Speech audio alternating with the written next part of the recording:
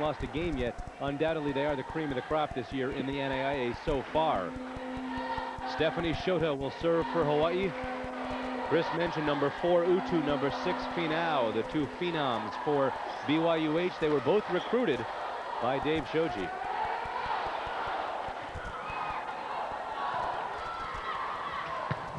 Up front, and Shen gets it going. Well, Chris, there's a big BYU-H crowd here tonight, and they could really give almost a home court advantage to this squad.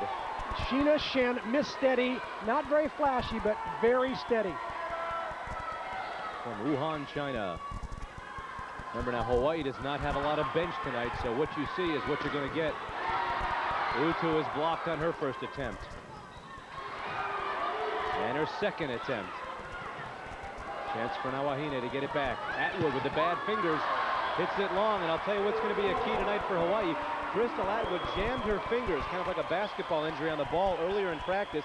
She's got a heavy tape job on her right hand.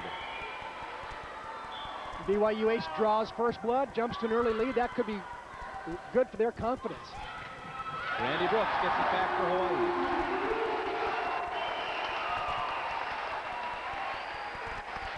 So Brooks, as you can see, with the low hitting percentage there, but she's getting over 3 kills a game. She'll be a fundamental part of Hawaii's late season drive if they're going to make one. Brooks pops it too far, and it's knocked out by Utu. So mistake by Hawaii, mistake by the Seasiders. Fairly typical play early on in a match of this intensity, John. Both teams making silly errors right there. Watch for both teams to smooth out, though.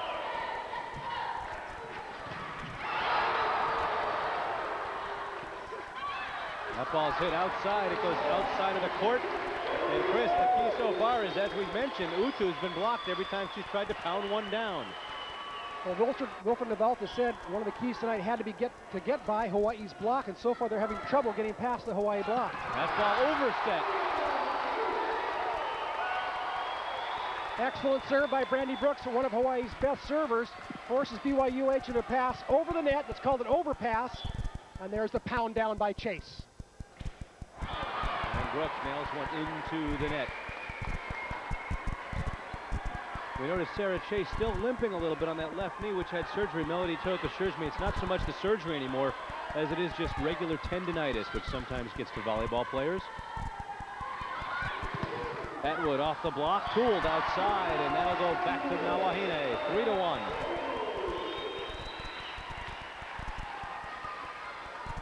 Well, BYU-H went up to the mainland earlier this year, lost to Penn State. That was their first mainland match. Wilfred Navalta said, we were not ready for that match. The 3,000 people, the whole routine, we were just not ready for it. Then they came back and won 3 games, 3 matches against Division I opponents. And Kenyatta Lovelace makes her first hitting error in 13 attempts. Remember, she was 12 for 12 last week. She launched that one long, so the perfect string is over. Breaking the UH record and hitting 1,000 against Cal State Fullerton, a record that will never be broken. But Lovelace comes back with a nice pass, and here she comes, and off the block, out of bounds, Hawaii ball, and Nani Flores checks in up front for Stephanie Shota.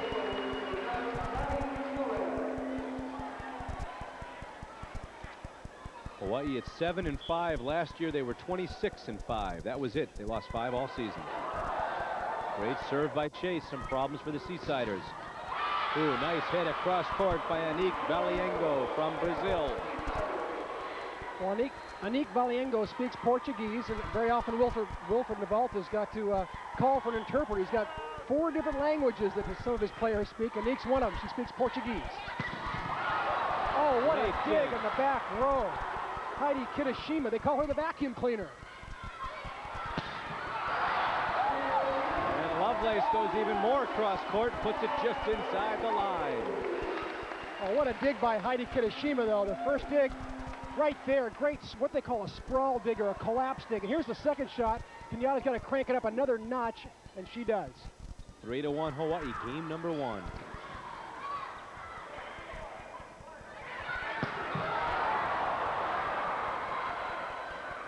Oh, Shen is roof.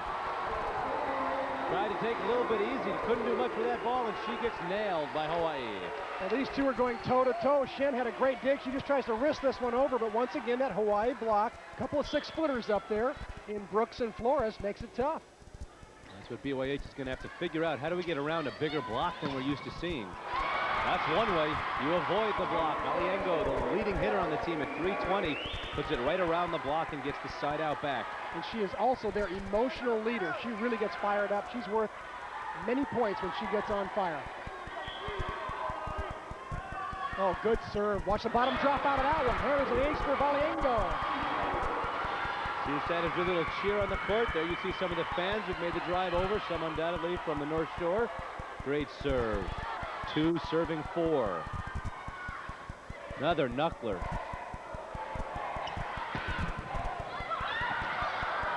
Great defense by BYU-H. Another great dig. Oh, and Hawaii comes back with a good dig. Brooks. Chance for the Seasiders. Valiengo is blocked up front. Calmly, BYU sets it up. Shen gets the point. What a play. What a rally, Mr. Fink. Literally, the Seasider fans are going crazy. Sheena Shen missed steady, won't make many mistakes, found a seam in the block that time. But what a rally by both sides. This Plum crowd appreciative of good volleyball. 3 serving 4 now. Valiengo back to try to tie it up. Sarah Chase too long with that pass, but Shen hit a ball that she probably should have passed. And Nani Flores makes her pay for it, Chris McLaughlin. 3 balls, she could have passed it. She hit a weak hit, and Flores buries it. You're right, John. That ball that was overpassed could have been pounded. If you can't pound it straight down and get a point or a side out, better off just passing it and running a play. Ho'opipi. Shen.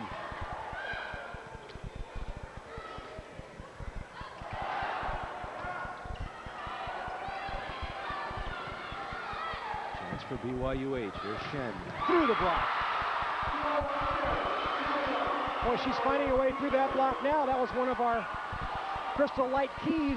Find a way to get through Hawaii's block. Here's the seam in the hole in the block there, and Shen finds a way. Listen, a great story about Shen. She drove 20 hours to take a test to get into BYU-H one way, took the test, turned around with 20 hours back on mainland China. Ball served out. Another big story entering the game, number 6, Lei Finau from Kahuku High. She makes her first appearance as the rotation brings her into the front row, and she is another All-American up front. She is quite a story. Story on Lei Finau, Chris. She is a 2-time All-American. She is trying to become the second Seasider ever to become an All-American more than 2 times, as Bonnie Lelepali Blake was a 4-time All-American for the Seasiders. So quite a story with Utu and Finau, along with Valiengo, Shen, and Ho'opi'i. Andy Brooks goes off of Finau, and Hawaii will serve 4-3.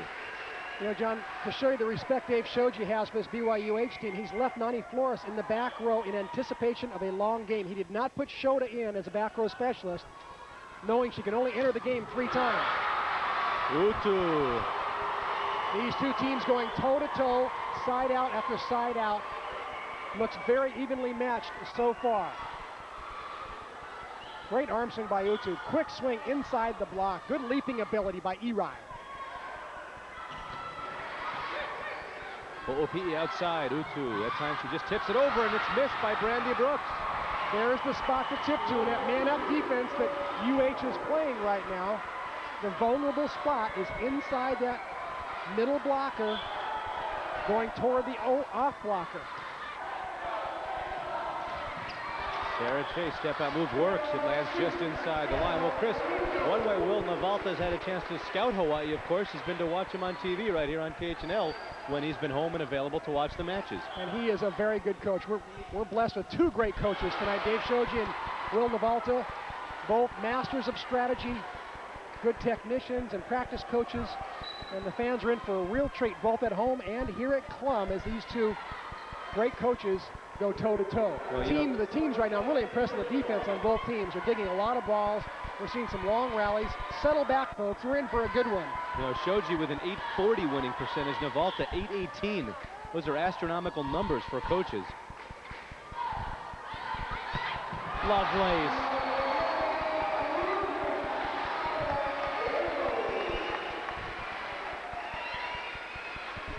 The block has got a key on Kenyatta Lovelace. Middle blocker's got to go out and honor her. That time that block got fooled, Kenyatta one-on-one will be just about anybody. Lovelace having a great year so far for Hawaii, picking up some of the slack. And there's a roof. Oh, Hawaii got the block at the end of the play, but I love the save by Ho'opi'i from Maui High, bumping that ball up to give Valiengo a good swing at it. Chase from another Galaxy. It's overset. Lovelace. Overpassed again, Chris McLaughlin, and it cost the Seasiders. Well, at least they're doing something Fullerton did not do. They're at least passing it up. Fullerton had 6 of those hit the floor or get shanked into the stands. The Seasiders at least are keeping the ball in play. Yeah, it does not count as an ace, but as you say, it's as good as an ace because when it comes over that easily, Lovelace jams it back down, so she gets a kill, but if they ever give assists out, that young lady would have gotten it on a couple of those serves. Utu serves it cross court and deep, and it's missed pass that time. An easy point. Brandy Brooks, or rather Crystal Atwood. Don't know if her hand is hampering her passing too, but that time she overpassed it. I don't think her finger bothers her on the passing. I think it really probably stings when she hits the ball, though. Well, and it's taped, so she can't use her fingers the same way. Hawaii does not get it over on 4-3 hits. It's 6-6, and we're only in game 1.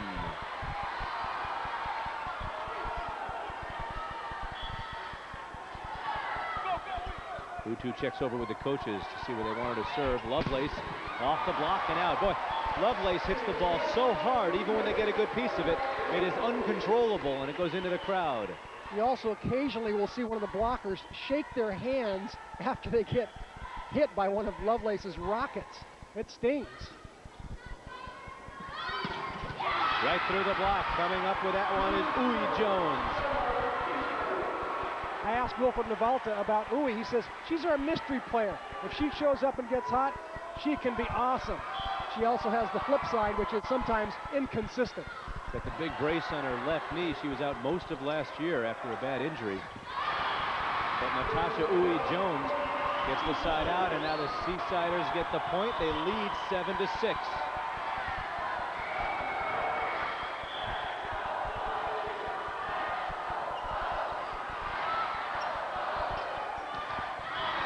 Brooks went forward. Atwood had to hold up, and when she did jump, she hits it right into the net. It's 8-6. I would expect a timeout if BYU-H gets one more here, Chris. You're right, John. BYU-H playing very loose right now. Hawaii, now that they're behind, playing not to lose. Oh, a bad play and a push by Flores. A top 10, as you can see, BYU-Hawaii number 1, Indiana University, Purdue University, Indiana is number 2, and number 3 and 7, also Hawaii teams. UH Hilo Hawaii Pacific. Hey folks, we've told you a long time ago, Hawaii has the best volleyball per capita in America, and you're seeing why tonight. This is a match. This is supposedly small school against giant school, and they're giving Hawaii a run for their money. Yeah, Hawaii's got some injured players, but they also have a lot of people to choose from with scholarships and things, and you got to give the Seasiders credit right now. They're taking a lot of the heat out of this gym. Sarah Chase plays it at the last second on the serve. Nice hit by Brandy Brooks. Little top spin, gets it back. 6 serving 9. Well, I'm sure Dave Shoji told his players to keep the ball in play more. They had gifted BYU-H with 2 of their last 3 points by hitting into the net. So Brandy Brooks took a little off that spike and kept it in play. Outside Shen through the block, right around it. Hawaii unable to score, and it goes back over to the Seasiders. You know, Chris, things don't get much easier for Will Navalta. Next week, Thursday and Friday at the NAIA Cannon Activity Center, he has got NCAA Division II, 2-time national champ West Texas State coming in. He has got the most impressive schedule of any team in the NAIA this year. No question about it. He's already played 4 mainland Division I games. He plays Manoa tonight. He plays West Texas State, and of course he always plays Chaminade, Hilo, and HPU. That's a great schedule. It really is, and he's told his players, this is the way you're going to get better, by playing better people. Remember, BYU-H defending national champs last year. They were 30-1, and they had 5 starters missing from the year before. Oh, what a block by Finau that time. Again, going up against the Lovelace dives, can't get there. Back over to the Seasiders. That whole play was made by Finau's joust at the net right here. She goes up 50-50, taps it back over, forces Hawaii into a scramble situation. They can't get the ball back over. BYU-H side out. Finau, there you see her just staring through the net, just getting ready. They're wiping the floor up and she's going, come on, give me more. It is 9-6 Seasiders. Shen to serve, line drive serve, overpassed. And off the pole, it's 10-6. That time Stephanie Shota overpassed it. It was jammed back down. It's 10-6. Remember, in defense of UH, they have everything to lose and nothing to gain. BYU-Hawaii playing relaxed and loose, going for it on every play. Hawaii playing a little close to the vest right now. Nice play by Sarah Chase. Saw the blockers go up and just tipped it around them. So Hawaii in a familiar position here, getting the side out, but they have not been able to score. Sarah Chase leads the Big West in those blocking percentages, 1-7 a game. Finau is blocked up front. Outside Utu is blocked. It lands out though. Nice hit by Finau. She went off the outside of the block, Chris, and she hit it well enough to force it to go out. Irai Utu that time using the outside blocker's hands. Nice what they call tool job. Smart hit. Cheryl Ho'opi'i serving. Nice pass by Brandy Brooks. And Shea step out move.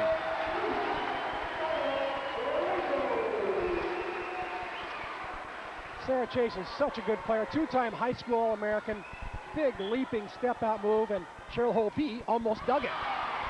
Crystal Atwell using the jump serve, so not holding anything back, Chris. You surprised, down 6-10?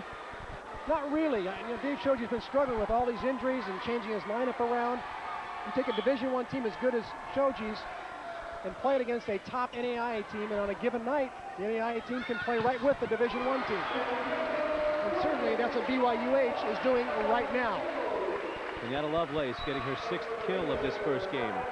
Hawaii, by the way, right now is hitting .357, so the hitting hasn't been the problem. They have 5 service errors. That hasn't helped at all, and they just can't get the point. They keep getting the side out. They can't get the point. They will get it that time as it is hit wide. Anik Valiengo making what I believe might be her first error of the night. It is 7-10. This gym is full of bodies now. Great serve by Chase. I think she's surprised it went over. And a good pass by Sarah. Lovelace. It was tipped. It goes off the antenna. It is 8-10. Point to Hawaii. Well, watch for Wilfred Navalta to call timeout here as Hawaii creeps back into this and the Clum crowd gets going. He doesn't want UH to catch up all the way to 10-0. I think he'll call a timeout if they don't get a side out here. Hawaii gets a piece of that one. Not a good play, though. Not a good pass, rather, by Anderson. Lovelace gets it over. Ho'opi'i outside. Utu off the touch. Here's Lovelace.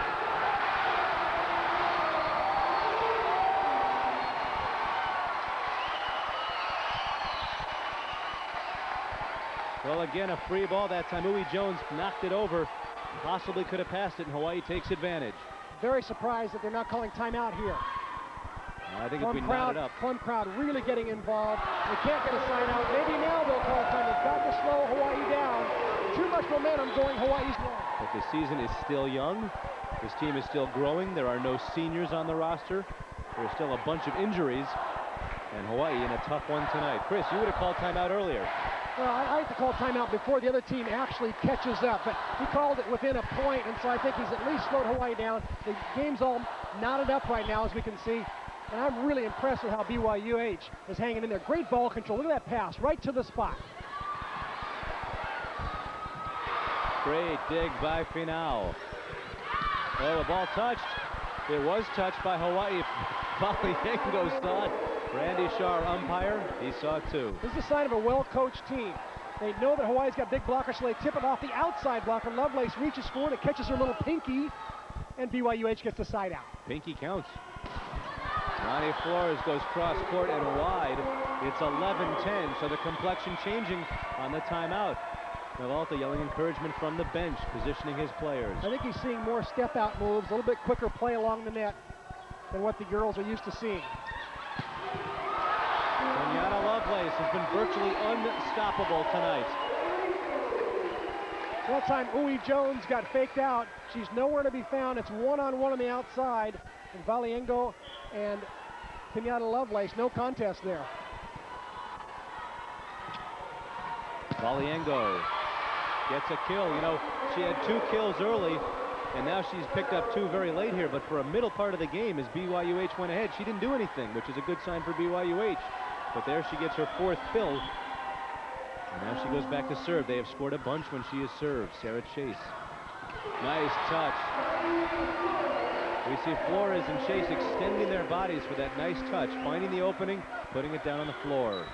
Here comes Wendy Park in for Kenyatta Lovelace to give her a breather. Lovelace has really carried Hawaii here in game number 1. 9 kills, only 1 error. She's hitting .615 and 13 attempts, picking up where she left off last weekend. From behind the 10-foot line, so a chance for Hawaii. Ooh, Wendy Park just got down on that one. And now a chance for BYUH. Brandy Brooks from a weird angle, and BYUH wasn't ready, I don't think, for her to hit it. Only 1 blocker got up, and it's 11-11. Very alert play that time by Brandy Brooks. Hawaii scrambling better now than they were early on. Another good pass by BYUH. Excellent ball control. Well, Valiengo hit a free ball over, but a terrible pass by Hawaii, and they catch a break as it just tweaks over the net. Now Atwood off the block. Nice dig. Utu bombs it over from way back. Sarah Chase calls for the ball nicely. Oh, a great dig by Valiengo, and the rally goes on. Utu!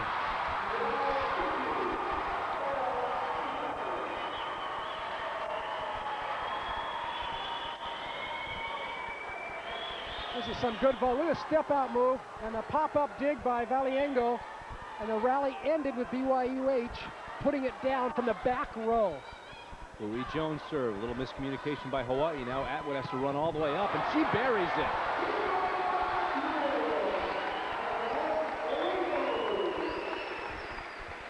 The Lady Seasiders are seeing more 6-footers, I think, than they'll ever see in their career, just one after another. And boy, the Seasiders sure play with a lot of heart. They're positioned well defensively. They're well coached. They're in all the right spots, and they just keep scrapping. They play with so much heart. You can see why they're national champions.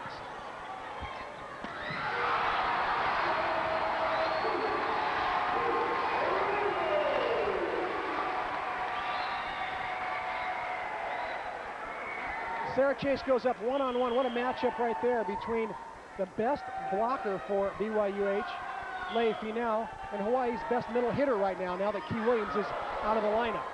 He's got a cast on. She will not play tonight. She will not play next week. Triple dink to get it over for Hawaii. Shen is touched up front. Outside Brooks.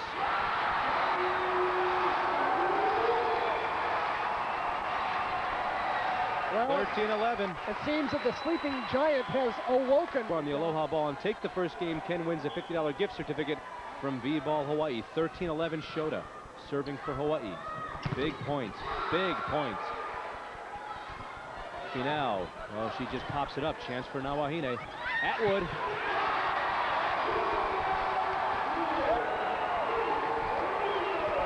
Oh, Hawaii playing with new energy now, John. New energy. They're fired up. Cranking that line was Atwood. 14-11. Shota, game point. Game number 1. Good pass from Valiengo. Back set. Shen off the block, and she keeps it alive for the Seasiders. There's that outside block hit. Going for the outside hand. Smart play when a small team's playing a big team. Go for those big blockers' outside hands.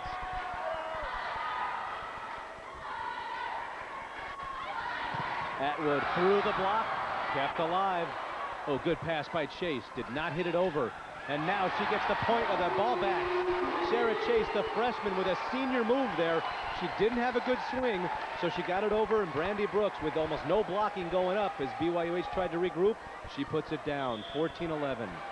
You're right, John. That was a very mature play by the freshman Chase from Cypress, California. She popped that ball up so Hawaii could run a play in transition rather than take a semi-half swing at a ball. Dave Shoji coaching right up to the very last point. very respectful of this BYU-H team. He knows he's scrambled to come from behind here in game one. 14-11. Utu. Touched up front. Atwood. Way too far. Just kept alive by Carrie Anderson. Free ball. And Leigh Finau puts it down. Finau with her second kill of the game. They're going to need a lot more out of her to come back here. It's 11-14. 2 kills in 7 attempts for Finau. Ho'opi'i with the serve. That time her pass goes short of the net, and it's side out for Nawahine. And now Michelle Tam Singh of Honolulu is playing the Aloha Ball contest. We'll see if Crystal Atwood goes with her jump serve here. It's a tougher serve, and on game ball, you really want to keep the ball in play. I'd be very surprised if she jumps, but she's been hitting it pretty good. Maybe she'll keep it in. Nope, she's going with a straight float serve here, making sure she keeps game ball in play. She does. Ho'opi'i sets it outside. Valiengo, ooh, jams it. Oh my! Anik, A-N-I-K. How about that for a interesting first name? Anik Valiengo with a major rocket down the line. Really shook Hawaii up on that play. 11-14. BYU-H needs points. Atwood hits a ball that lands wide. And Dave Shoji calls 12-14. Leigh Finau serving.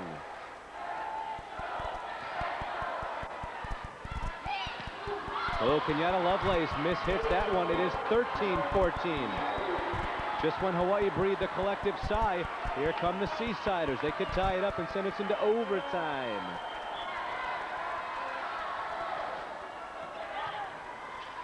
Anderson outside. Lovelace, another chance. This time she puts it down. So now back to serve is Sarah Chase, and Sarah is serving for Jared Shirai of Honolulu. For those who just joined us, BYU-H with a lead in the middle of the game. They blew it. Hawaii came back and has served 4 times now for the game. Outside, Valiengo, a chance for Hawaii. Oh, and it's overpassed again. Atwood had a chance to just set it up, and she mishit it. Now a chance for Hawaii. Lovelace. A major accomplishment, big time. So starting out game 2, BYU-Hawaii serves. Carrie Anderson sets it to one of the ball girls, and it's 1-0. Well, I wonder if Wilford heard me as he was passing by. I said, hey, let's crank up the serves a little bit here, and sure enough, they come off with a near ace in serve number 1. Brandy Brooks is rocked. There's your first block of the night, Leigh Finau. So right away, Chris McLaughlin, the 2 things you said, serve more and block. That's right. Oh, omniscient one. Right, I think those are the 2 things that might turn things around for BYU-H. Although, again, how can you fault them? They dug the ball well, they passed well. They're really playing good volleyball. What's fun for me as a volleyball coach, watching 2 teams that are this well coached and the fundamentals that are so well executed. It's truly a fan's delight watching these 2 teams play. Nice serve from Brandy Brooks. Shen tips it. And it's knocked out. And it's a point for Hawaii. Time the Hawaii block made that point possible.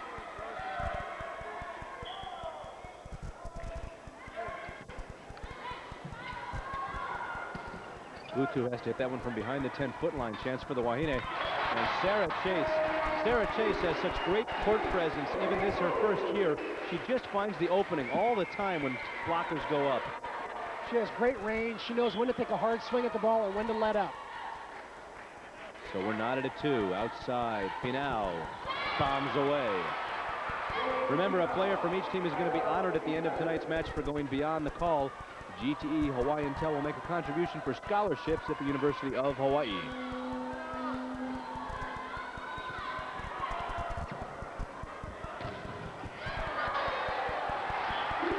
Now almost coming up with a big block there. Didn't quite press over enough as Atwood snuck one through.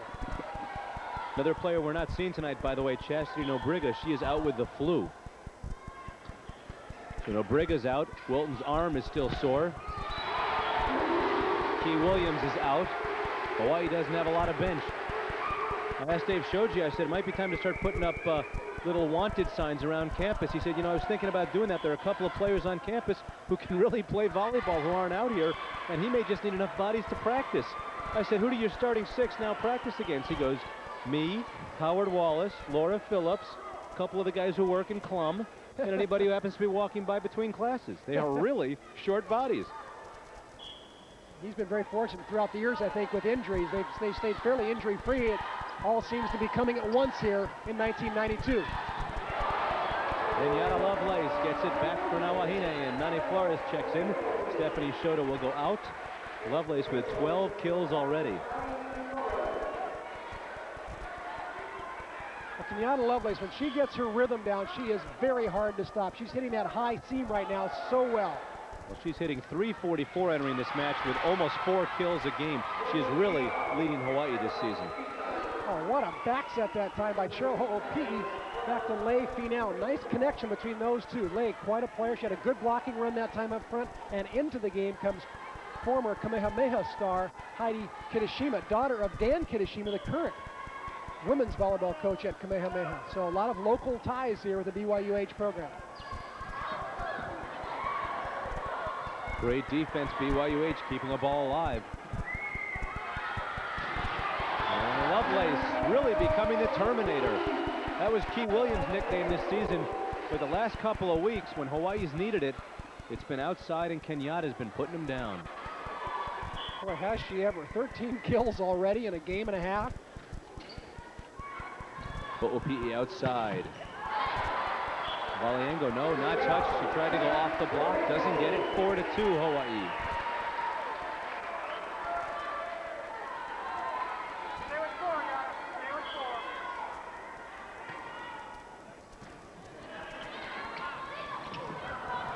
That time the set from Ho'opi'i, a little mistimed jump. Uwe Jones can't get there. It's 5-2 Nawahine, and this is an important part of game 2, Chris. BYU was so close in game 1, they cannot have an emotional letdown here and let Hawaii escape easily in game 2. Well, they did spend a lot of themselves in an emotional game 1, but certainly if they can just maintain their composure, they can be right here in game 2.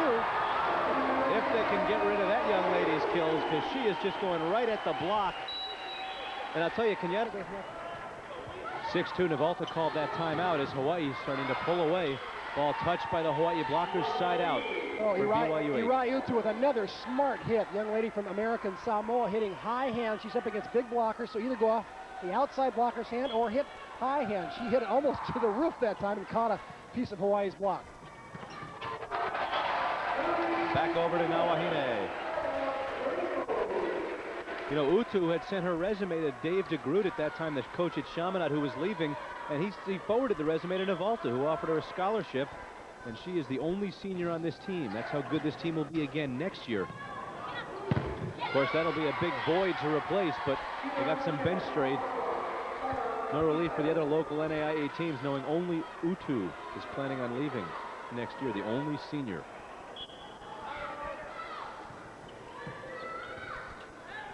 Matter of fact, everybody on the floor tonight for both teams will be back next year except for Utu, as Hawaii has no seniors. Hawaii miscommunication. Unbelievable hit by Anderson. She was almost under the net. How she got that ball to go over, I don't know. Utu hits it out of the gym, and it goes back to Hawaii. Boy, Carrie Anderson, Chris, I don't know how she got this ball over. Watch this angle. He just sneaks it inside the antenna right there. Oh, look at that angle. And BYU-H could not convert on the free ball. 6-2 Nawahine. Well, that's one of those great plays that only goes over as an attempt, but for a lot of players it would have gone over as an error and a point for the other team. And now BYU-H gets it back, and Finau checks in up front. Uwe Jones with a nice little back one hit right there. Young lady from Kahuku. They've got a couple of gals there. Lei Finau also from Kahuku. So again, many local connections. We got a lot of Pearl City High here. Well, and of course, as you mentioned, Heidi Kitashima is from Pearl City, but she's a Kamehameha High School grad. Wonderful to see all the local products getting an opportunity to play college volleyball, whether it's at the NAIA level or Division I.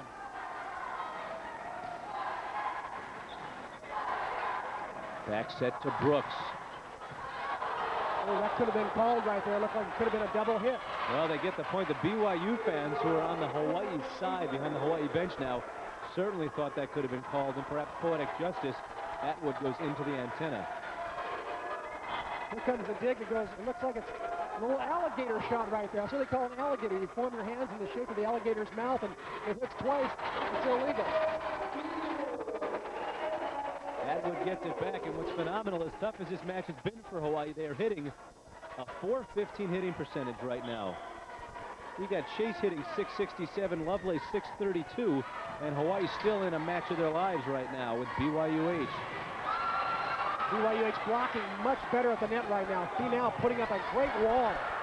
Oh, that ball just dribbles over.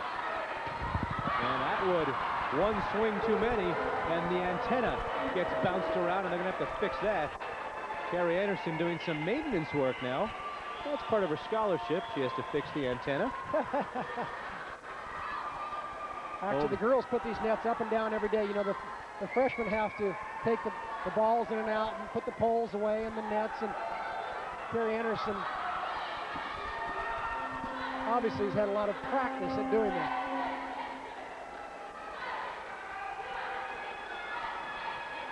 Sheena Shen with 7 kills so far tonight, hitting .286. I'm really impressed with her steady play. Young lady from Wuhan, China. Tough serve. Ace serve. Nobody gets over there. That ball landed in by a foot. And Brandy Brooks ran over, Nani Flores ran over, and the floor got to it first. When Shen hit this ball, I'm not sure this is where she was aiming. It looks like it goes off the left part of her hand, then just stops. That time Flores almost shanks it out of bounds. And Carrie Anderson with a great save, and Hawaii puts it in a spot where BYU just has to knock it over. Free ball for Hawaii. Chase. It's so hard to block Sarah Chase. She has so much range. She jumps well. She reaches well. She knows when to hit the ball hard and when to pull the trigger and not hit it quite so hard. Utu right through the block of Chase and Anderson. Back over to BYU-H. It's only 5-6, so Hawaii led 6-2. Navalta called timeout, and since that point in time, his team, with a couple of side outs in between, has managed to get it back to 5-6. Lovelace is roof.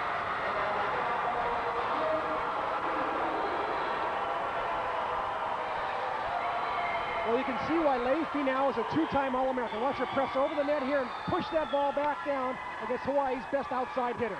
Great block. Lovelace is blocked up front. She was at the 10-foot line. They go back to her again, left-handed.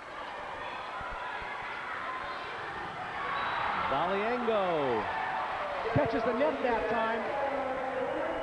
Side out, Hawaii. Hawaii did not have to really earn that side out. BYU-H gave it to them with the net. A violation. Unfortunate.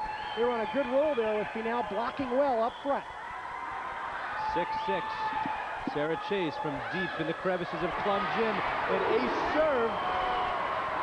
Puts it right in front of Uwe Jones, who chose to let it drop, and it lands just inside. Well, our cameras can't even follow how high that serve goes. I'm not sure we can point them straight up here at Plum. Got to crank that thing way up.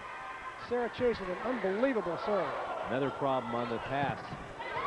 The Valiengo goes off the block. Carrie Anderson, the smallest blocker out there for Hawaii. And BYU-H gets it back, and Kitashima comes into the game, the vacuum cleaner, huh? That's what Wilfred Navalta likes to call her. She's a great defensive player, one of their spark plugs, and also an excellent server. Third on the team in digs, was second on the team in digs last year. Also gets a lot of their service receptions when she's in the back row. Utu goes cross court and avoids the block. Hawaii not in their best blocking rotation now, and they're taking advantage of it. And the fans from NAIA love it. Looks like he just won the lottery or something. 7-7. And this is so good. I think these two teams ought to meet again out at Cannon Center so we can see if we can fill the place up. 5,600 out there. Over past Flores, but she is partially blocked. Great play by Jones. Valiengo partially blocked by Lovelace. Back and forth they go. Utu, what a great hit, Chris. She took something off it. It slides off of Flores. It's 8-7. What BYU-H is doing right now, John, is slicing and dicing. They're hitting off the outside blocker's hands. They're hitting inside. They're changing. She mishits it. It's 11-7. BYU-H with tremendous momentum right now. Important to keep serving in, keep the ball in play. Hawaii reeling. Remember I told you Hawaii was hitting about 425. Now they're hitting 325. And Nani Flores just jams it back down. Oh, this is a great set by Carrie Anderson. She goes to Flores. Lovelace having a little bit of trouble on the outside. Smart to go back to the middle and reestablish her middle attack. Absolutely. Hawaii more versatile when they're in trouble this year. They used to always go outside. Lovelace!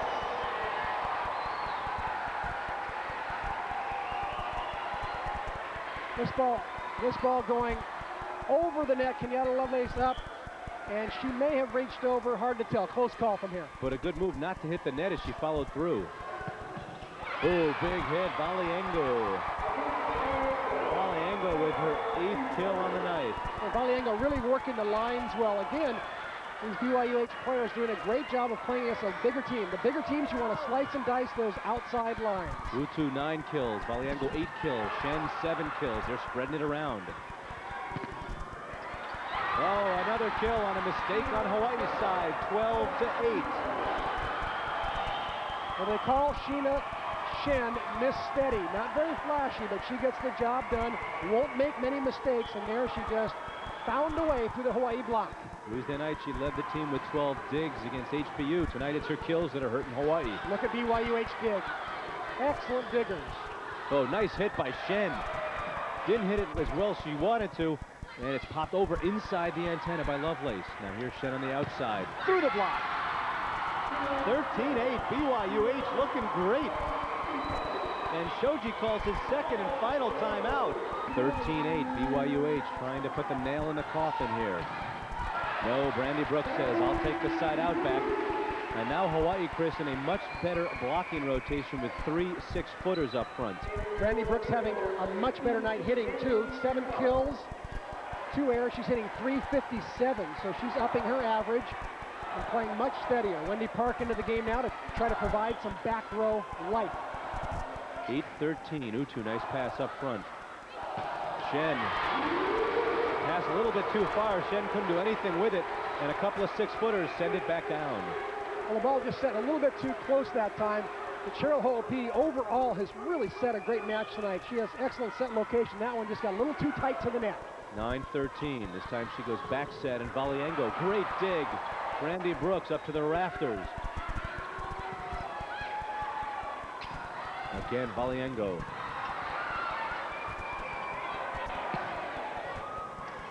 Chance now for the Seasiders. Shen. Right through the block, and nobody was there. That ball was not hit that hard. It went over the block in front of the back row. The reason why it dropped, John, Hawaii in their new man-up defense, which takes one player out of the back row, sometimes it leaves back middle area vulnerable. 13-9, and Valiengo to serve. Back set to Brooks, who got the pass, and there's another good dig by Utu. Oh, mishandled. OOPE, perhaps because of the humidity in Plum. Probably a little bit warmer here than you get at the Cannon Activity Center. Well, they're air-conditioned out there, I think. It's a beautiful place. Only place in the country where an NAIA school can come into a Division I school and have worse facilities, right? But that'll change because someday, they say 94, we'll have a new gym here. Uh-huh. Shota serving for Hawaii. Outside Shen. Oh, she hits it deep. The crowd saying that ball would have been out, but it's played by Hawaii. And it lands in. That one puts it over the block. And part of what's making this happen is BYU-H can't put a hard ball down with the 6-footers up front for Hawaii. Hawaii had some problem. They had Lovelace and Anderson up front for a while, Chris. They don't have any subs. The big girls are out tonight. No Briga's out. Wilton can't play up front. T. Williams has a cast on her leg. BYU-H just took an out serve right there. They had a chance for an easy side out. Now they'll have to work for it. Good pass up front, and Shen goes off the block. Lovelace gets a paw on it. That was a real tough ball. A real tough ball for Crystal Atwood to try to nail, as it was coming from a tough angle across court. and she hit it into the net. Lei Finau comes up front. See if she can block 1 or 2 balls and end game 2 for the Seasiders. Uwe Jones to serve at 13-10.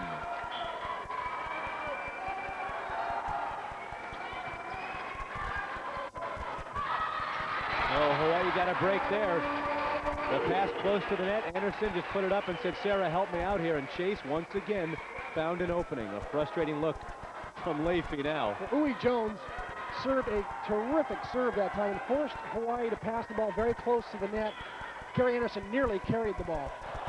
Good serve by Brooks. Oh, Ho'opi with a diving save there. Keep the ball in play. Now it's overpassed by Shota, so advantage goes back over to BYU-H, and Shen gets it back.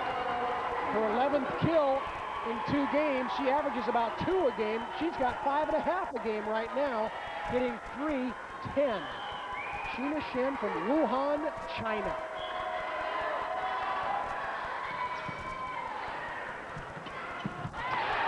Sarah Chase slides it off the block. I'm not sure that was the hit she wanted, but again, Sarah Chase reminds me a little bit of Carrie Trishman, making something out of nothing. See that? She went to jump up and had to time that because it wasn't exactly where she thought the set would be. Trishman used to do that. BYU-H just takes it right back. Lei Finau. So Hawaii got to 10, and now they can't score. But can BYU-H? The Ho'opi, I thought, did a great job that time of setting a high set to Finau rather than trying to go quick to her. Give her a high set in the middle, let her swing at something.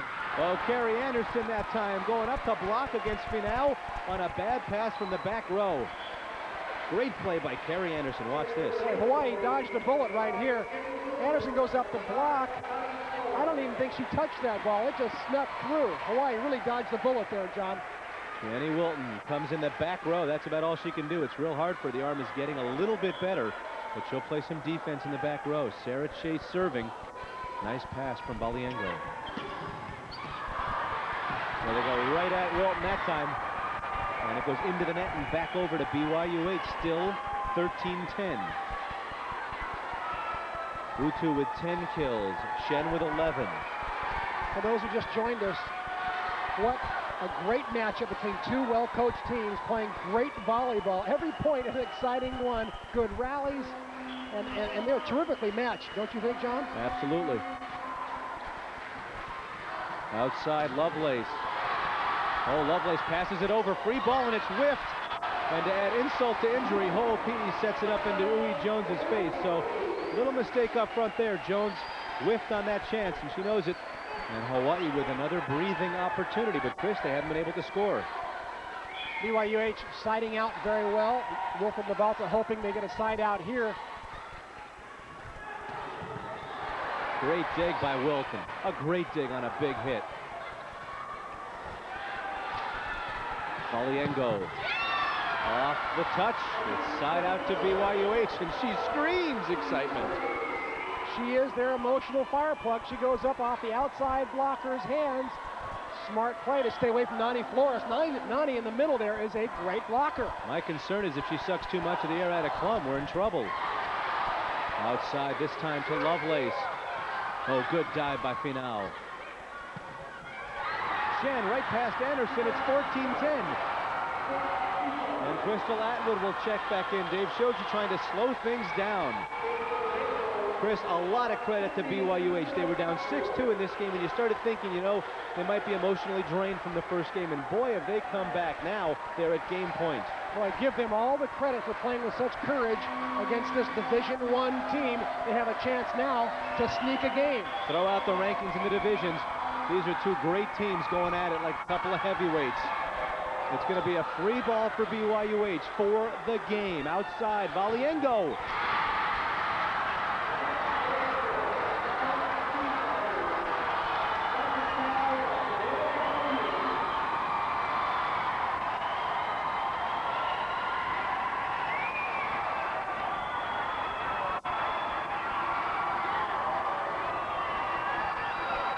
They look like they just won the NAIA National Championship, John, winning 1 game off Hawaii. Unbelievable. We're tied and we'll be back. So we'll see emotion versus height. We'll see if that's the factor as we go to game 3. There's height right there. Hawaii with the big block up front. Sarah Chase and Crystal Atwood. Well-formed block that time by Hawaii. Atwood getting most of it. You know, this gym right now, you get the feeling that it's like a regional, like one of the NC2A regionals. The atmosphere is just oozing college volleyball. Very exciting. The fans are out, and I mean that literally because you can see people waving them. The cheerleaders are here. People are sitting on the floor. The place is packed. Where are the bozos? You can hardly find a seat. Where are the bozos? They're probably still in the dorms warming up. Probably watching us.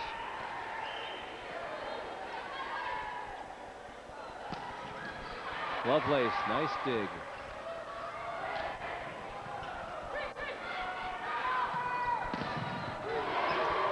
Leafy now partially blocked, and she dumps it over.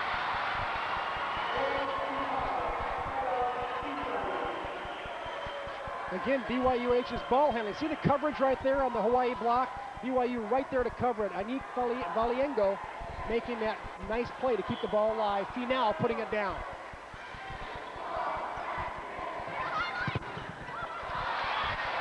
Off the block and back over to Hawaii.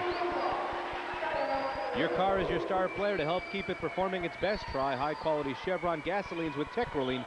Chevron, simply smarter.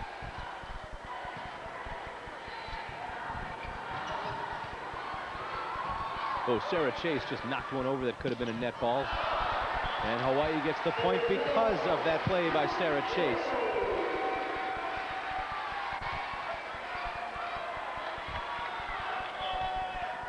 It is 2-0 Nawahine. Utu with a bomb that's partially blocked. And Chase tried to get tricky that time, and right there were the BYU-H blockers to shove it back down at her. Here's an emotional play for BYU right here to go hit the ball back down on top of the head of Hawaii's top middle block. Look at the happy smile there by Lei Finau. You know, the BYU-H players, whenever they make a good play like that, they look like it's a surprise party, almost like they can't believe it, but they've been doing it all night long. And they're playing loose and relaxed. They've got nothing to lose and everything to gain. You know, the great irony here, of course, Chris, is if they upset Hawaii, they're already ranked #1 in the poll in the NAIA. Where can they possibly go? Well, I'll tell you, Wilfred Navalta and Micah Poe know that a win over a Division I team would be a great thing for their program. They're already well known, but it would really definitely put them on the map. And Navalta said to us before the match, they really think they could have given Penn State, who's ranked #13 in the country right now, a much better show. They came in their first night in that tournament and had 3,000 people at Penn State, and they just couldn't get on track and lost to Penn State, then came back to beat Villanova and West Virginia handily. I'll tell you where it would help them most, a win over Hawaii, is in the recruiting department. They could tell future recruits that, hey, we play a great schedule. You'll be on TV once in a while. You'll play Division I teams. And you know what? We beat some of those Division I teams. So I think Wilfred Navalta's recruiting list will rise in quality with a win over Division I teams. Sarah Chase back to serve amongst the crowd. It's 2-0 Hawaii. Sarah, you see her in the back there meeting some of the fans up close and personal with Sarah Chase. She hits one of her long serves. Valiengo, nice pass.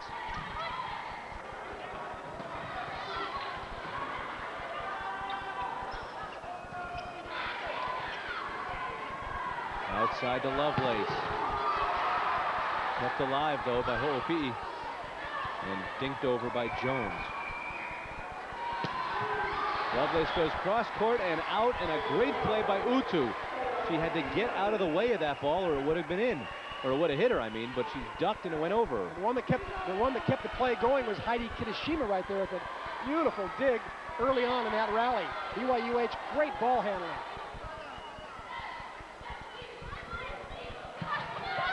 Oh, Lovelace that time had to go backwards to get in position. Saw the big block go up and smartly just dinked it over the top. Kenyatta once again did not have a good run at the ball. Saw the ball too wide outside. Smart job to tip it. Kenyatta with 17 kills. We're at the beginning of game 3. Roof! So in this particular play, Valiengo needs a high, wide set. That time the set came inside. She had nowhere to go but cross court, right into the hands of Nani Flores.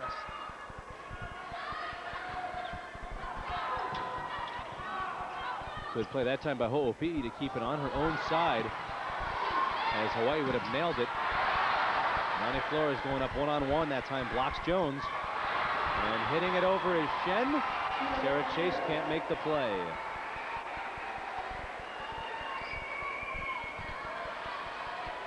Here we see Shen going down the line. Look at that. She sees the outside blocker move in. She comes back across her body, hits down the line. That's a difficult shot to make. Shen doesn't have a whole lot of power. I'll tell you, she's got a whole lot of savvy and smarts. Our referees are conferring, and at which point they'll confirm something. I don't know what they're talking about. Chris, what do you think this is about? Well, I think it may be about the set that was blocked or not blocked by Hawaii when BYU-H is trying to set the ball. So John Anderson's going to call a play over. John Anderson is going to call a play over, and now the BYU-H side is asking why. There was a question there, I think, on Ho'opi'i when she made a nice play if it was touched 4 times on BYU-H's side, Chris. Well, here we see the ball trying to be set. She taps it with her hand, and I believe the Hawaii blocker touches it there. After that, there should be 3 hits by BYU-H, which they did take. So now Randy Shaw and John Anderson conferring again. Utu, the team captain, comes over.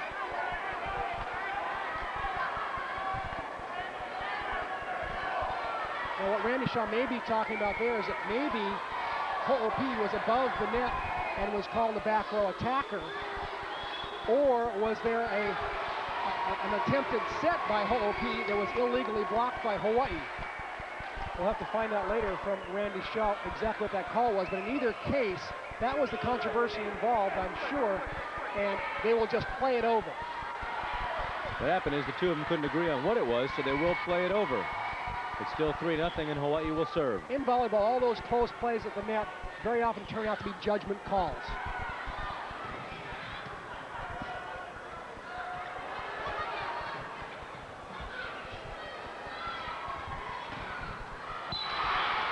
Well, same play. BYU-H gets it back off of Sarah Chase. Deja vu, and it goes back to the Seasiders.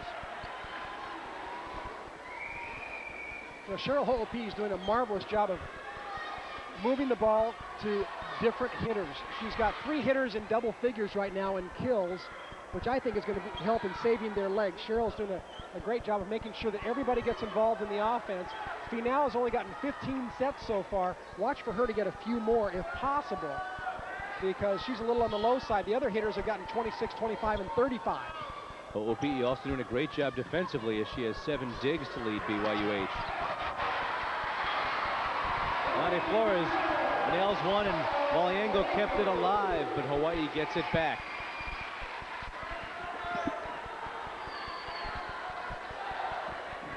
Nani Flores at 6'2", being a former basketball player, has no problem at all on those close plays at the net. She has good timing as if she's going for rebounds, knows how to make those close plays. Shen.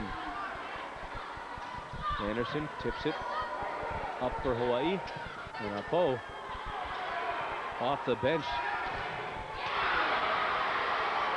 And he's looking up at John Anderson, BYU-H, asking Anderson, saying, I know. You know what they're talking about, John, is they feel that the exact same play happened on the Hawaii side that time, where Hawaii passed the ball close to the net. Carrie Anderson went up, BYU-H blocked it.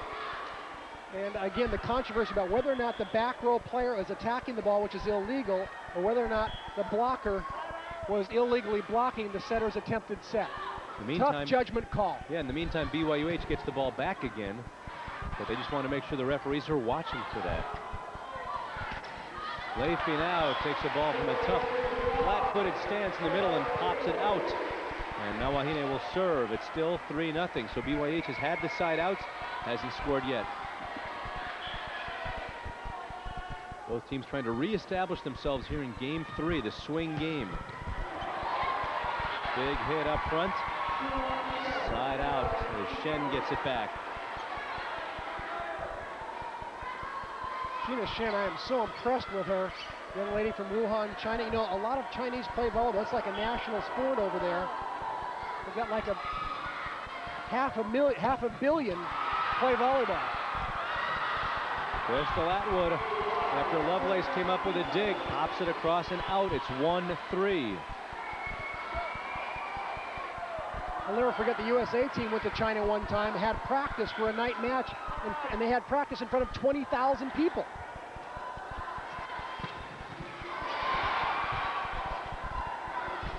Nice back set. Valiengo.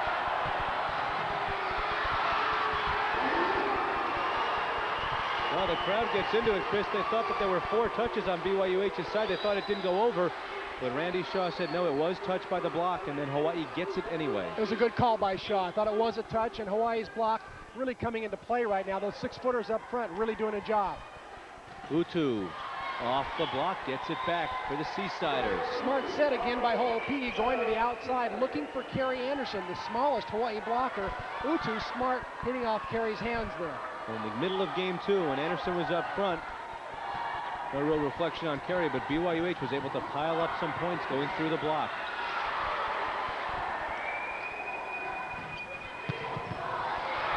Nice dig. It's overpassed. Here's Hawaii with a shot at it. Chase. Oh, Hawaii's transition game so much smoother after that Fullerton series. I think everybody got a lot more confidence. Here's the step-out move. Look at Finau, couldn't get out there. She got faked out. It was one-on-one between Chase and BYU, and Chase won the battle. And there's Finau winning that battle, hitting off the outside hand of Kenyatta Lovelace. Again, BYUH with a very specific hitting strategy of hitting a lot of outside blockers, outside hands. That's called tooling the block. It's called getting the side out and checking into the game again. Heidi Kirishima, 5'4" junior from Pearl City, and Kamehameha. Chance now is Hawaii's going to keep it alive. BYUH took an overpass ball and Hawaii kept it going. Woof, but it's kept alive. Great dig. Blocked again and a good dig. This time over the block and another dig. What a rally.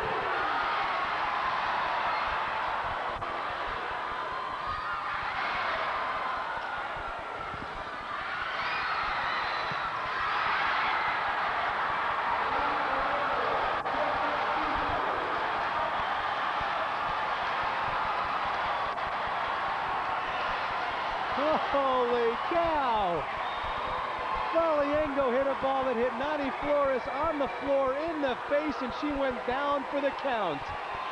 Here we see Utu keeping the ball in play for about her 6th hit of the rally. The ball's bumped over there, it gets Flores right on the shoulder, and Valiengo shows her emotion as BYUH wins a long rally. It is 2-3, and the cheerleaders from UH trying to get going, but the Seasider fans standing up. Well, they have their own cheering section, that's for sure.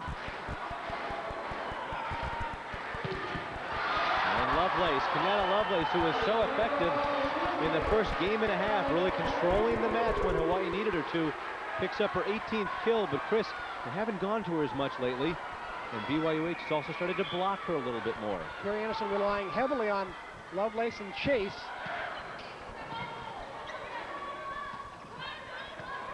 Free ball for Hawaii. Flores didn't get much of it, but it works. It's 4-2. Remember, a player from each team is going to be honored at the end of tonight's match for going beyond the call. GTE Hawaiian Tel will make a contribution for scholarships at the University of Hawaii.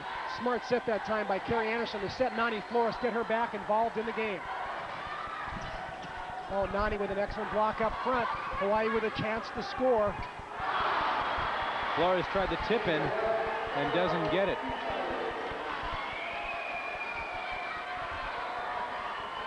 You get the feeling that both teams are playing for an awful lot of pride here, John. Both teams won their share of national titles. Hawaii 4, BYUH 3, and they're both playing to save pride here. Nice play by Irai Utu. That time she watched the ball all the way until it went out, just going out. Nice perception, knowing where she was on the court, and Utu serves. Lovelace. And just when BYUH gets on a roll, here comes Kenyatta Lovelace out of Albuquerque, out of nowhere.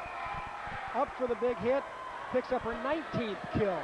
Are you suggesting Albuquerque is nowhere? I didn't mean that. Oh. Gary Anderson. She wants to go back to Albuquerque. That's where the Final Four is this year. She gets a block.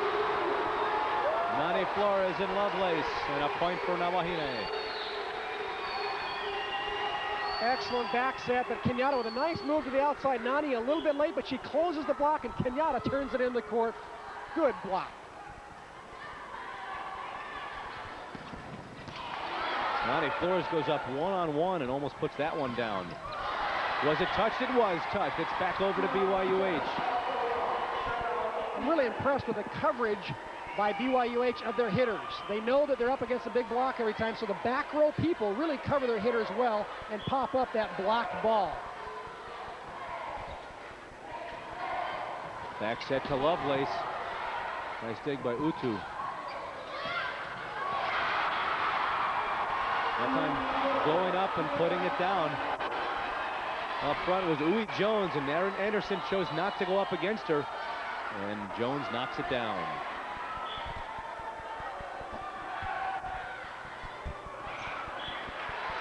Ball serve long. It's 5-4 Hawaii. Game 3. Each team winning a game, and BYU-H could realistically be ahead 2-0 after the way they pulled out in game 1.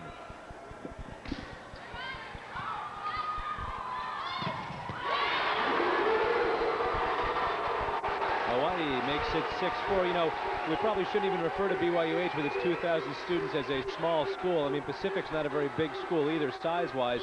We know about their program. Seasiders, big time in volleyball, have been for years. So small school is not a reflection of the type of caliber of play, but reflective perhaps of the size of the student body. Only 2,000 versus Hawaii-Manoa's 20,000. Well, both schools do offer 12 scholarships on each program, so in that regard, they're very much the same. In regard, they have an awful lot of differences, though. How about the country versus the city? Sure. BYU-H, of course, a 4-year fully accredited university, which was founded back in 1955.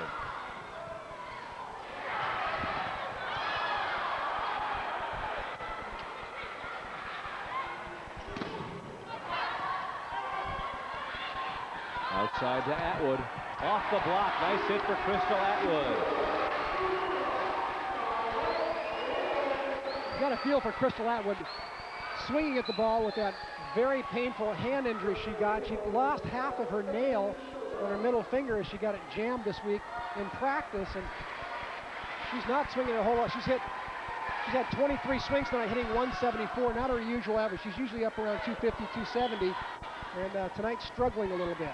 Well, she's got the knee that's not 100%. She's also had the stomach muscle pulled.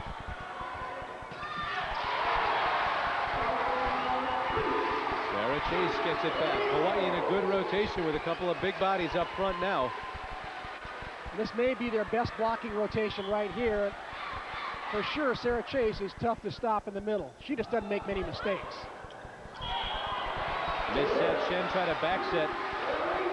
8-4 Hawaii. Hawaii was here in game 2, and BYU-H came back to win it.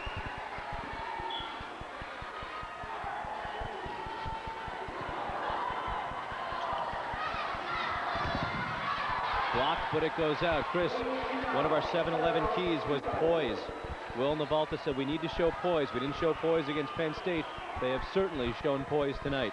Especially when they were down 6-2 in game 2. They came back and won game 2, and it took an awful lot of poise to do that. Gary Anderson called for a lift. He tried to pull it back away from the net. She's not sure about that, but a point for BYU-H, 5-8.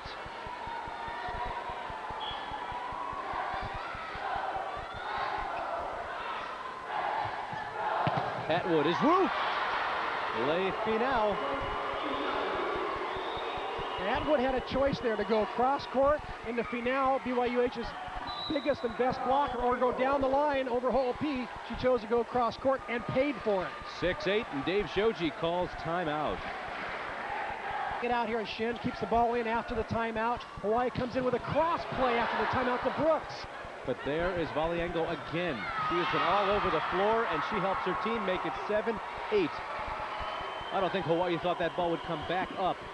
And Valiengo just made a great dig. That's one of those unsung hero type plays, because she didn't get the kill or the block, but she made the play to make it possible. That time through Finau and Ho'opi'i goes Crystal Atwood. Crystal Atwood making a much better decision that time, I think, to work down the line or at least in the seam more, keep the ball away from Finau, who is an excellent blocker. Oh, Ho'opi'i, great hustle to bump that ball up and make a play. Chase just knocked it over. That's going to cost Hawaii. Sarah Chase tried to find one of those little holes she's been finding all night. She didn't find it. And now another chance to tie it up. And Ho'opi'i will go back to serve.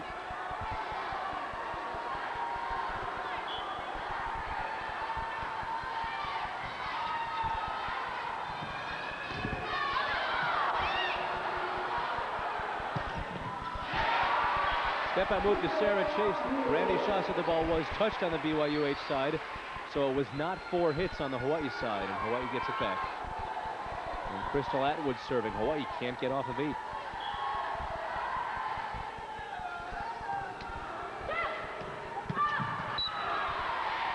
Net violation called against Hawaii. That time Kenyatta Lovelace getting tangled up in the net. Leifi now going back to play some back row now. Normally, Heidi Kitashima comes in and plays for her because both of these teams have gone back and forth so much, gone through so many rotations. I think Wilfred Navalta wants to save Heidi Kitashima for the end of the game and try to sneak Leifi now through the back row in the middle of the game. So both coaches playing their little chess game. Lonnie Flores checks in up front for Shota. Chase serving. Overpass. Lovelace jams it. Normally Heidi Kitashima is in passing that ball. That time Sarah Chase was picking on Leifi now and ended up getting a point out of it. Got to save your subs.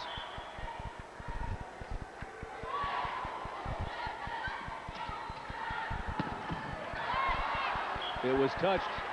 It doesn't matter where it lands. And Utu goes back to serve. Chris, I think one of the other things that impresses me tonight is we're not seeing a lot of unforced errors and mistakes. Both these teams are on every ball. They really are getting to every ball. That ball lands in. Nani Flores jams it down. There's no question there's good execution on the part of both teams. You don't see a lot of silly errors going on. And we have seen that this season with a lot of teams, including Hawaii. And this BYU-H team could be in at least the middle of the pack, maybe the top half of the Big West Conference, the way they're playing right now. Maliengo hits it over. Hawaii still leads by 2. Lovelace.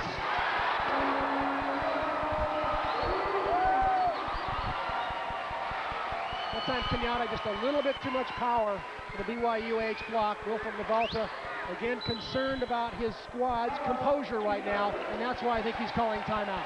He does call a timeout. Hawaii breaks in the first by Crystal Atwood, and that finger's undoubtedly affecting that. Back to the Seasiders. Nice little quick set in the middle that time, speeding up the offense is Cheryl Ho'opi'i and Leifi now. Those two, watch this. Set goes a little bit faster. Hawaii blockers not up in time. Nice little wrinkle in the BYU-H offense.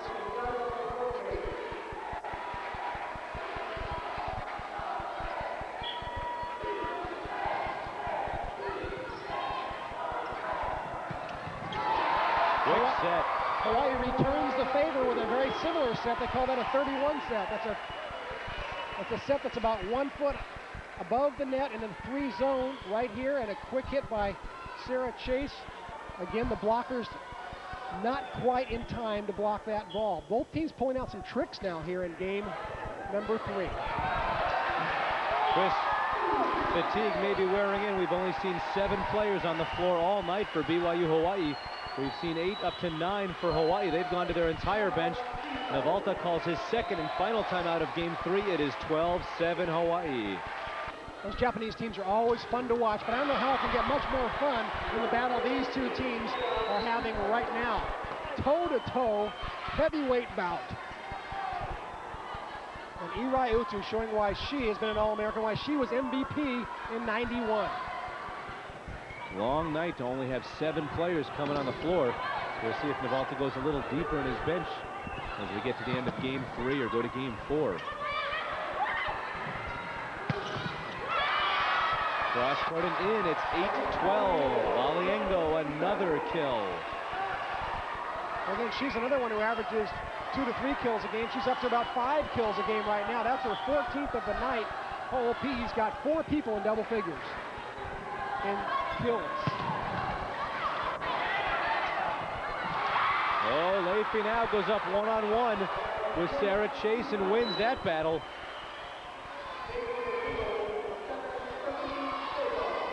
You know, these battles at the net are always tough, and usually it's the second person to hit it that wins it.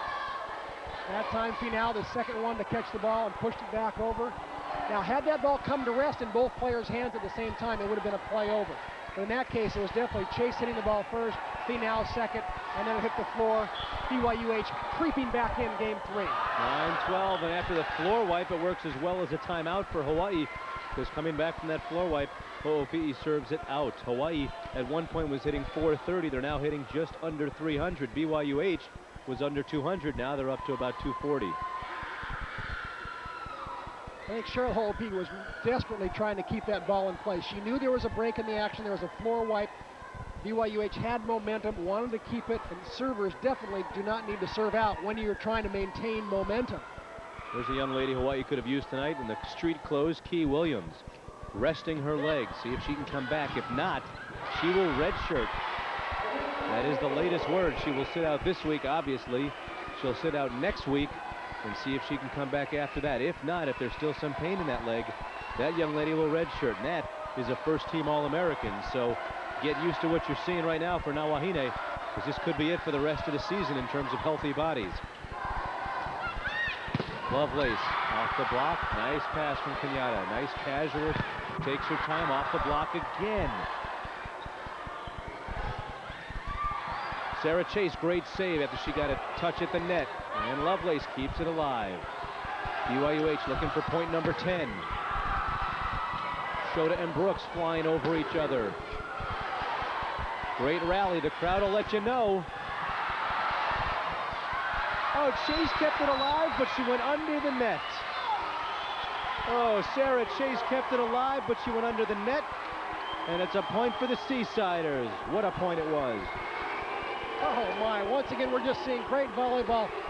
Here we see Sarah go under the net. You see her knee will come down right after that and go under the net. Any part of your body that goes all the way under the net and touches the floor on the other side makes for a violation. That's the key point. Touches the floor, because her leg was above the floor there. But it did tip the floor. And a bullet of a block. Utu makes it 11-12. And here's that emotion building again for BYU-H. Dave Shoji calls timeout. 11-12. This is like Hearns and Hagler going at it. We'll be back.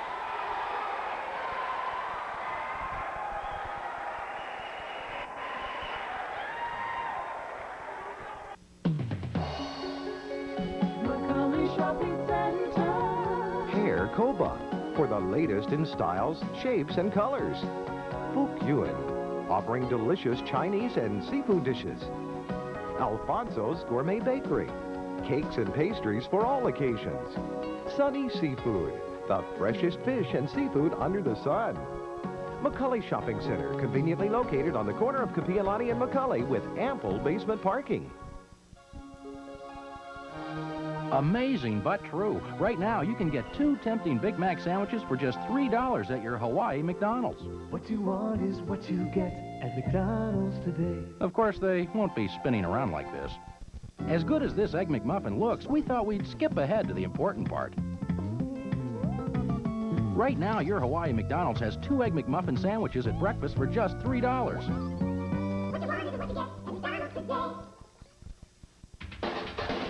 We love it. It's better than sex. Oh, yeah. Hawaii's very own 13.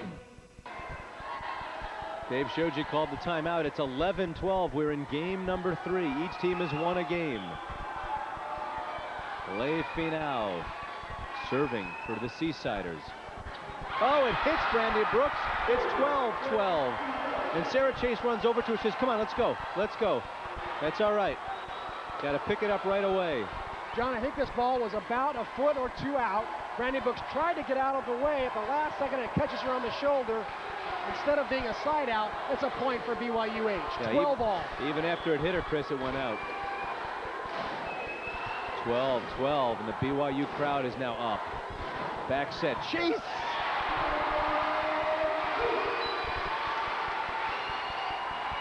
Dave showed you having to go with the big girl on the outside that time. Chase not hitting out of the middle. They're just giving her a high set on the outside. Say, here it goes, Sarah. Have some fun on the outside. Now we need a side out desperately. Utu with a tough pass that time. She comes up though and she's blocked. 13-12, Flores and Lovelace. Again, we need to remind people about Nani Flores. She's a basketball player turned volleyball. Wasn't expecting much time this year, but with the amount of injuries Hawaii's had, Nani's been thrown into a starting position, Division I volleyball, and what a transition she's made. And the best thing she does, I think, is block the ball. She did it just there. Another tough pass. Valiengo off of Lovelace, and it goes back to the Seasiders. Chris, I think there are about 2,000 people, well, legally, I guess there are 1,800 people in this gym. I would say about 500 are BYU-H fans, and they are making a heck of a lot of noise. Great serve. Kept alive by Hawaii, but a chance for Shen off the touch. Jenny Wilton in the back row. Nice dig.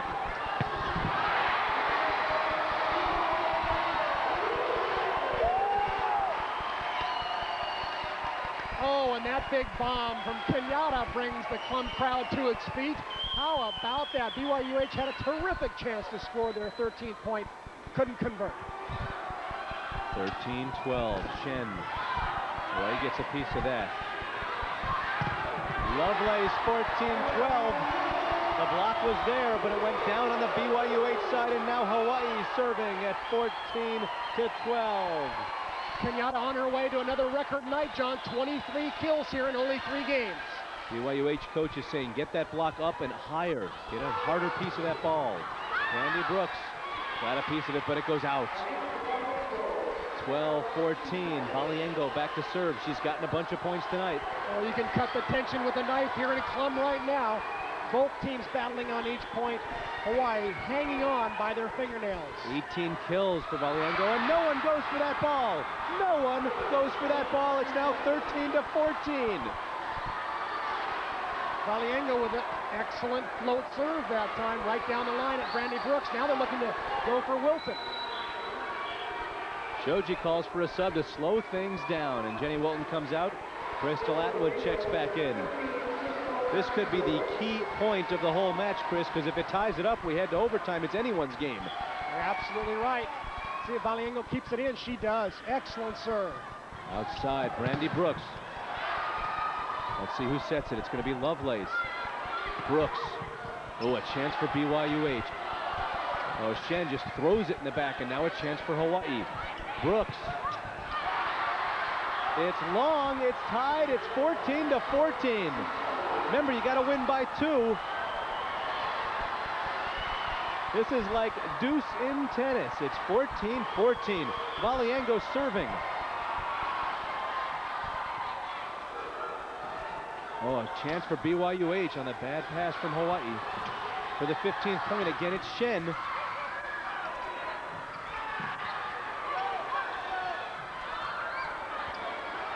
Lovelace outside. Good dig. Good pass.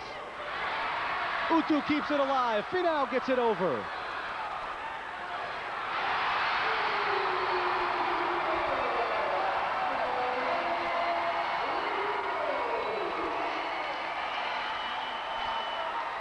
John, it just doesn't get any better than this. 14-all in game 3. Games tied at 1 apiece. Both teams scrambling, scraping, running all over to dig the ball. Both coaches using all their players. What a battle. Wendy Park checks in and she gets the serve in. Valiengo. Wendy Park overpasses it. Oh, but Shen just knocked it over, so Hawaii with a chance. Blocked, but Hawaii keeps it alive. Nice back set. Oh, nice play to keep it alive, and it's pushed over. Net violation. Oh, under the net. Carrie Anderson. Under the net, they call against Anderson, and it goes back to BYU-H. Chris, I'm beginning to think, though, they're going to Shen an awful lot, and she's taken something off her hit, and she is huffing and puffing. She got a feeling they might go outside to Finau or something this time. She doesn't have the same velocity she had earlier, John. You're right, and Finau fresh in the front row right now. She's front left. Good rotation for BYU-H, or their best blocker up front at 14 all. Outside, Atwood. Utu got a piece to keep it alive. Anderson knocks over a ball hit by Shen. Wasn't hard, but it might be effective enough. Shen.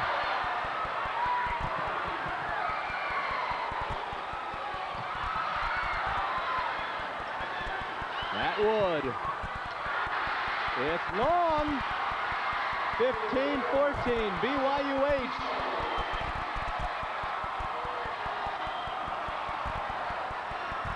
Dave Shoji and Melody Toth sitting there, stunned, concerned, a little bit shocked, maybe a little dismayed.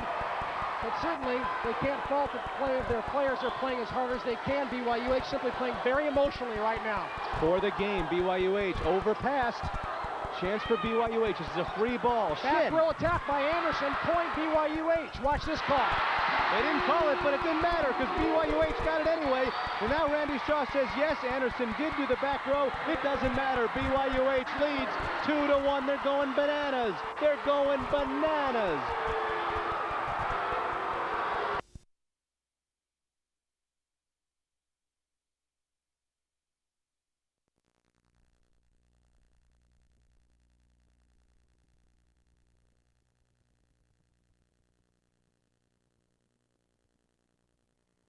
Game 3. We see a pass that goes up close to the net, and Carrie Anderson will jump up. She's a back row player. She goes up above the net and puts it over. That's an illegal attack right there now. As the play continues, the umpire, Randy Shaw, knows that it's an illegal play, so he calls it, but he does not blow his whistle because he waits for Anderson to return to her back row duties. He makes sure that she's a back row player. Right there, John Anderson picks up on it, or actually still watching the play, but Anderson will see Shaw underneath. We can't catch it there, but Shaw gives Anderson a visual signal that Hawaii had a back row HT.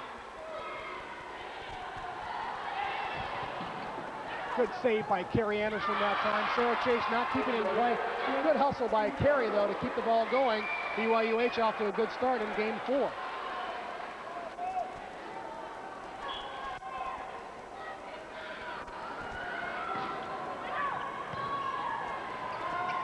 Chase step out move. Good dig by Utu. She is so calm back there. Ronnie Flores misses the dig. It's 2-0 BYU-H.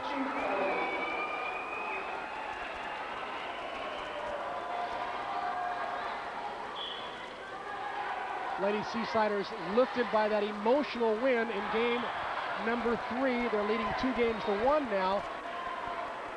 And I don't think they want to let up. I think they're going to try to ride this emotional wave they're on right now. Meantime, Hawaii's got to gather themselves. Sarah Chase goes back to serve that deep serve of hers and hopes to pick up an ace.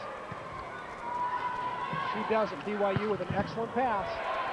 Good dig by Hawaii on Finau's big hit. Lovelace over the top. And Finau got a piece of it. Lands in front of Utu.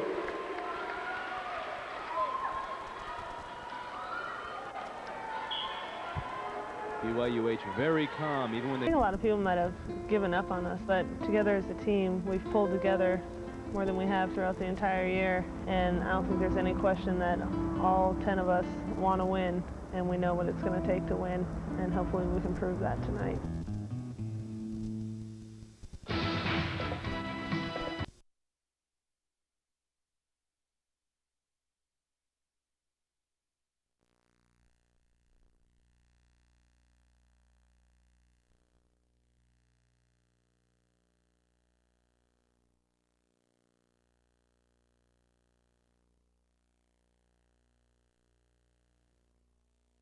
.14 for Finau, who had 6 a while ago, and Utu with 13. So Utu's not the one they're calling on all the time here tonight.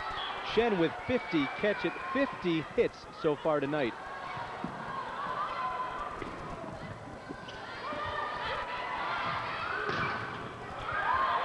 Aliengo with the set outside to Utu. She is partially blocked. Anderson sets it, not nicely though. Brooks left hand, now right hand. Good rally, another block at the net. Oh, Lovelace took a ball that was off-timed and popped it up, and she says, why did I hit it like that? She hit it out. Hawaii still struggling with their new defense. That particular ball, Kenyatta did not need to even play because Carrie Anderson was standing right behind her in that new man-up defense and was ready to make a nice, easy play.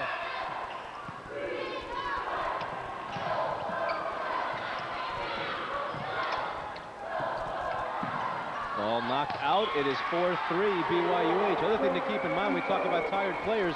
How about the setters? They do yeoman duty digging, and they've got to set balls all night long. And we've had 2 setters here who've been setting virtually every ball all night, Chris. You're right. Both of them are doing a great job. Carrie Anderson for her side, Cheryl O.P. for hers.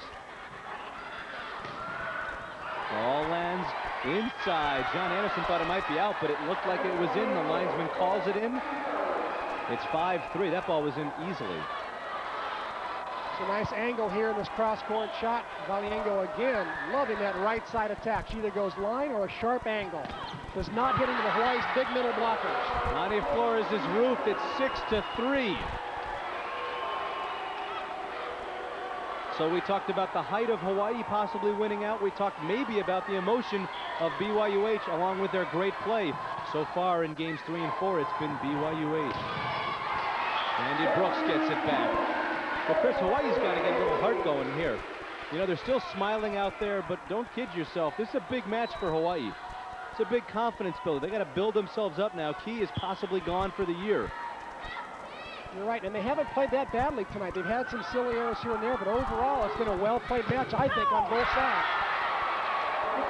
Valiengo, 21 kills on the night.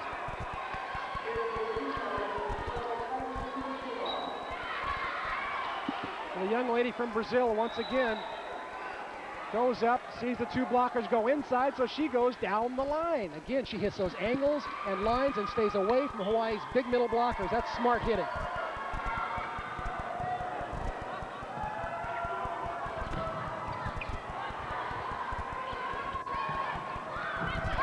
That time Shen got a little bit too close to the net for Utu, who hits it into the roof, and Hawaii gets it back. Brandy Brooks that time did a nice job of staying out of the net.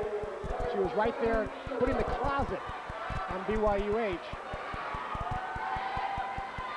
And Hawaii with a big front line now of Chase Brooks and Crystal Atwood. And Stephanie Shota does something she rarely does. Hawaii's 8th service error on the night. She serves it into the net. It's especially painful after you've lost 3 points in a row and you're trying to make a comeback, and hard to make a comeback when you don't serve in. Ball outside the antenna, 7-3 BYU-H. And Hawaii can't go much longer without.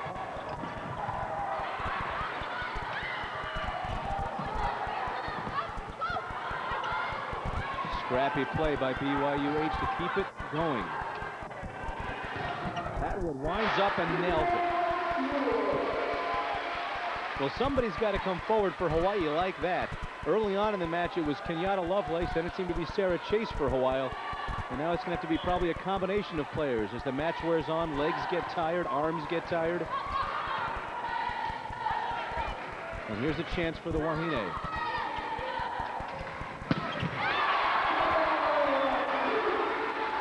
Taking advantage, 4-7. Well, the other thing that happens in a long match now is the passing starts to break down. It did for BYU-H that time, but for Hawaii in transition, they pass it perfectly and get to run a play. Brooks, good line drive serve. Nice pass that time by Kitashima. Good dig by Lovelace outside. Here's Atwood. 5-7. Dave showed you looking wise now for not calling an early timeout. He's allowed his players to regaining momentum without having to call a timeout. I think he knows he might need both timeouts in this game.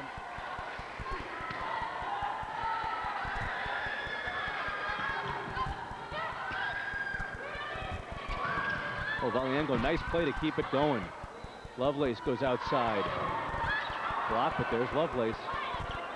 Short set, Chase. Good thinking by Carrie Anderson on the quick set in the middle as BYU-H was still trying to regroup. It is 6-7.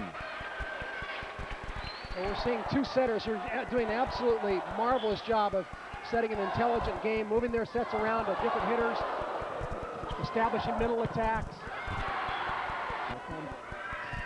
Only a sophomore. Overpassed. And guess who gets that one? Ho'opi'i gets a kill. Well, setters love to have this happen. They don't get to kill the ball very much, by the way. They're always setting it up to somebody else to be the heroine, so to speak. But once in a while, a setter gets to have an early Christmas present, and Cheryl Ho'opi'i from Maui High gets to go up and say, "Thank you, I got a kill too, everybody." 8-6. Jenny Wilton comes in for some defense. Sarah Chase. Hang time.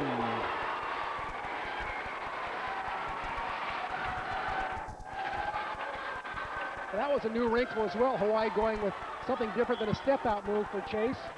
It's a nice little two-set in the middle. Cross court, nice hit by Shen.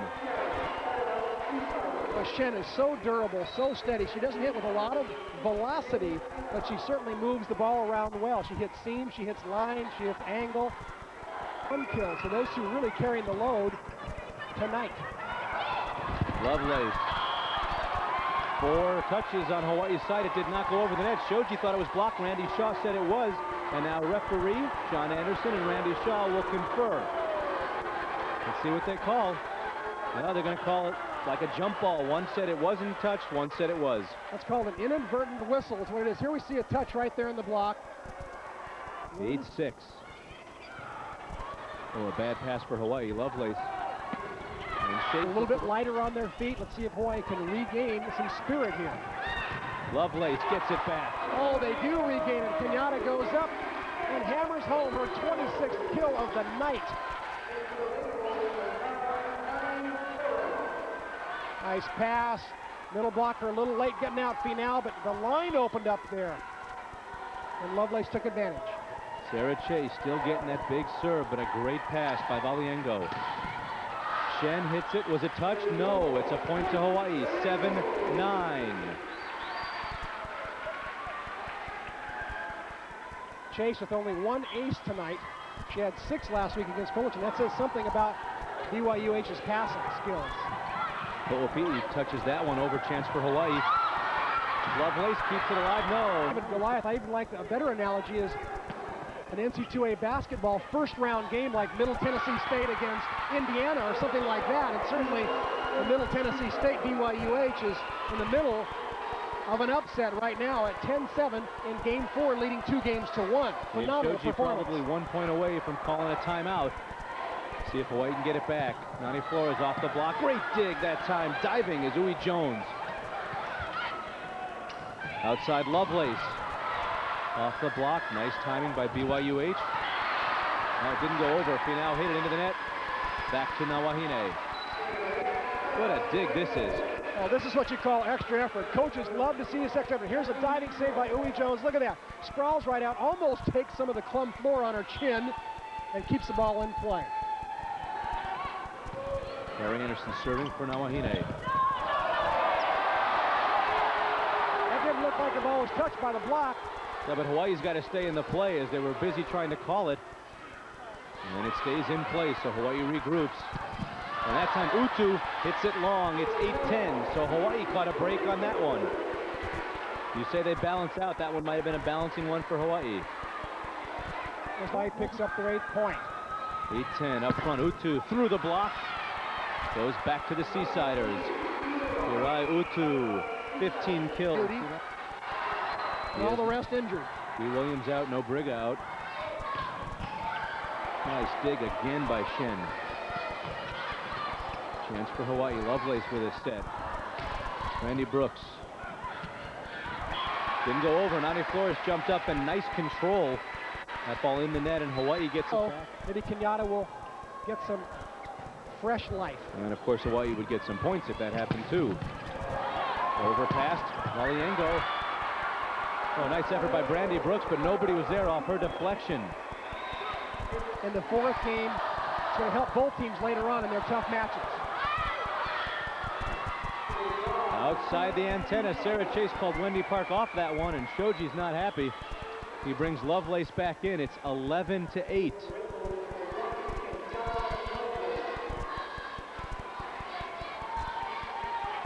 Here comes Kitashima to serve. 12-8, an ace off of Sarah Chase. Shoji calls his first timeout, and we'll go to the timeout as we watch the ace. It just died, and with it, maybe.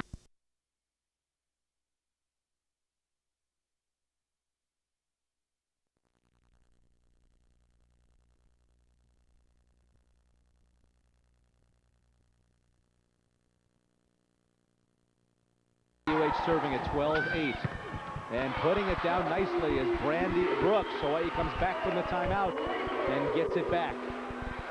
Good play out of the timeout, running Brooks on the right side. She had a clean shot at the line and made the most of it. Stephanie Shota now back in. I guarantee you Stephanie's going to keep this ball in. She does. She puts it deep. She does, and it goes out, Chris. So much for my guarantees. Wow, 8-12. Now it's 12. Good server. Atwood touched up front. Hitashima. Utu from behind the 10-foot line puts it down 13-8. We've seen Utu hit out of the back row a couple of times tonight, but none was more crucial than that, giving them their 13th point. That's a psychological barrier. Brandy Brooks, good dig. Back to Brooks. Roof! It has come down to this, 14-8. The Seasiders, yes, they need one more point.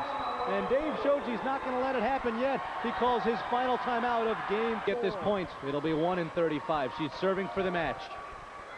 Anderson outside. Atwood gets it back for Hawaii. You know, we talk about great upsets of all time in this state. You look, of course, at Chaminade beating Virginia in basketball. The football team, when they beat Iowa, who was a preseason #1. This has got to rank up there, Chris, if it happens. Oh, it really does. They're so close. I think they can taste it right now. It will be a monumental upset. Not yet, though, as Hawaii trying to stay alive. Oh, too conservative right there by Uwe Jones. And they get a break as Atwood hits the antenna. Crystal Atwood had a swing at a ball and hit it into the antenna. And it comes back to BYU-H. Coaching staff off the bench getting ready. And Valiengo, who has done yeoman short tonight, serving, digging, and hitting. She will serve for point number 15. Good pass to Anderson. Step out. Chase gets it back. It does hit the floor. Sarah Chase, her 20th kill. She's hitting .429. Again, the Wahine not playing that badly. They've had some things go wrong here and there, but basically it's just been one of those toe-to-toe battles. Great defense by both teams, and Seasiders emotionally seeming to want this a little more.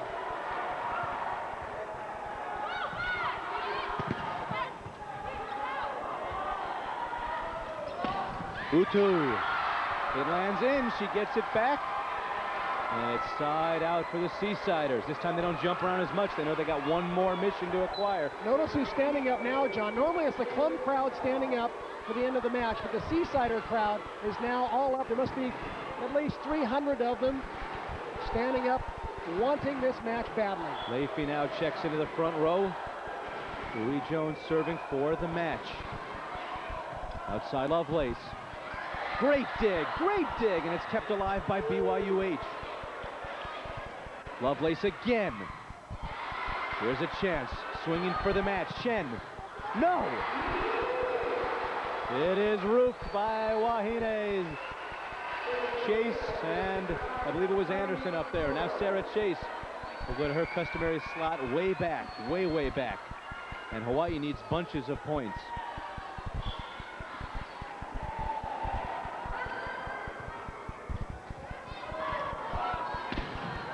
Chance for Hawaii on that partial block. Anderson, Lovelace, roofed up front.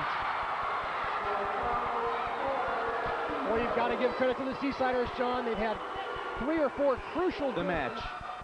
Oh, it's going to be a tough play for Hawaii. They're just going to have to hit a free ball over. They get it over. Let's see what the Seasiders do outside. Roof! Utu! And Hawaii goes back to serve, but Chris, Hawaii needs points, not just side outs.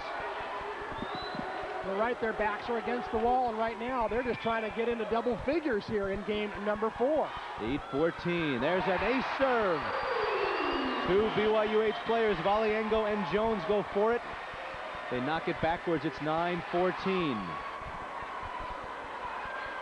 Wilfred Navalta with both timeouts left. He'll call an early timeout here, I think, if he senses his Seasiders falling apart. Finau is roofed.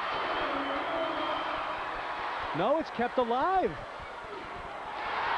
Lovelace puts it away. What a dig by BYU-H. The crowd thought it was down. The referee said, no, it's still in play. Hawaii enough composure to get it, 10-14. Navalta not calling. Jones sets it up close to the net. Utu keeps it alive nicely, but a free ball. 11-4. Stretching out her body. She gets her hand down. Well, that's what they called, but Hawaii got the point anyway. Chris, hard to tell from this angle, and we were blocked off by Utu there. It's 11-14. Nice camera work by the crew. 11-14. Anderson serving. Outside move. Up front, Anderson sets it for Brooks. Oh, it's kept alive. What a great dig by BYU-H. Hawaii goes to Lovelace. She gets it. It's 12-14. Can it happen? Oh my!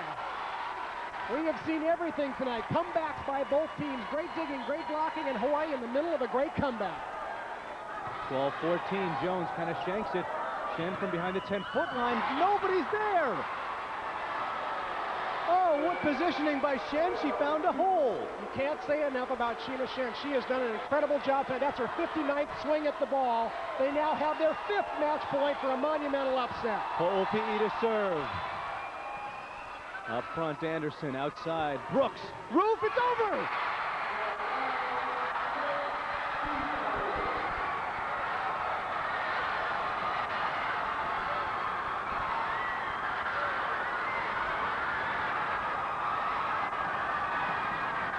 And tell players who went beyond the call. Well, a tough call for us, I'll tell you. Anik Valiengo from BYU-H, 22 kills. She hit 340 and had 11 digs.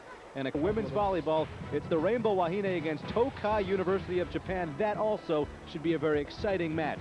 Chris McLaughlin and I will bring you the match from Clum Gym right here Tuesday night at 8:05. Until then, this is John Fink for Chris McLaughlin reminding you our final score tonight. BYU-H beating Hawaii. Hawaii's first loss ever to another Hawaii team. They beat him in 4 games, and they do it convincingly at the end. 13-15, 15-10, 16-14, and 15-12. No, they're not looking for a contact lens, folks. That is a celebration. This has been another sports presentation of Hawaii's very own